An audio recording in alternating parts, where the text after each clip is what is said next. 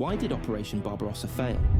Hitler and a lot of his generals were convinced that the Soviets didn't stand a chance against them. He believed that communism was a horrendous way to govern, and communists were subhuman, and the resistance they could conjure wouldn't be anything noteworthy. He famously said, "We only have to kick the door in, and the whole rotten structure will crumble."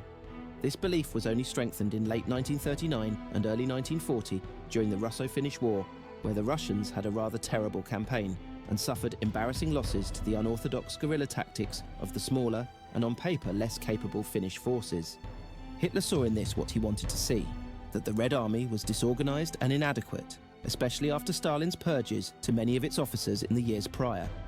The Germans were sure they could storm into the USSR, conquer a few major cities like Minsk or Smolensk, and Soviet resistance would fall by the wayside, to the point that the march on Moscow and beyond would be more like a victory parade than a battle. That's why we see such a short deadline for Barbarossa and the willingness to overlook probable supply issues, because in German eyes, things would be wrapped up before that ever became a problem. Astonishingly, the Germans didn't even have a backup plan formulated if things didn't go as they thought it would. They just thought they're too strong for their plan to fail.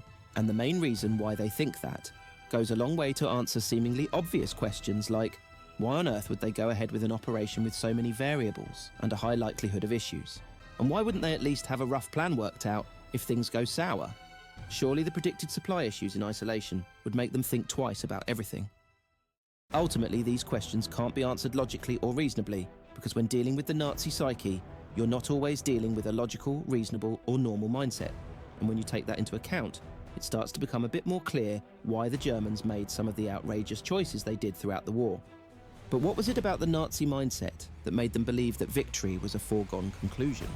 Well, according to historian David Stahill, it's said that in his speeches and writings, Hitler always emphasized the triumph of will. He stressed that he made it from humble beginnings and went from a corporal in the German army in the First World War all the way to the Führer of Germany due to pure willpower and a uniquely German inner belief. This links in with other ideals Nazis held about being the superior race.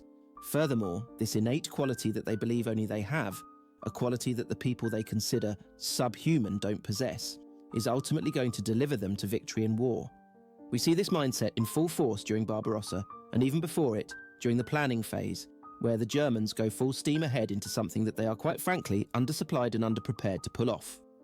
All of this to say that when looking at the main reasons Barbarossa failed, yes, poor military planning and overlooking the supply issues really stuffed the Germans in the long run, but their completely warped belief system and overestimation of their own capabilities put them into that position in the first place.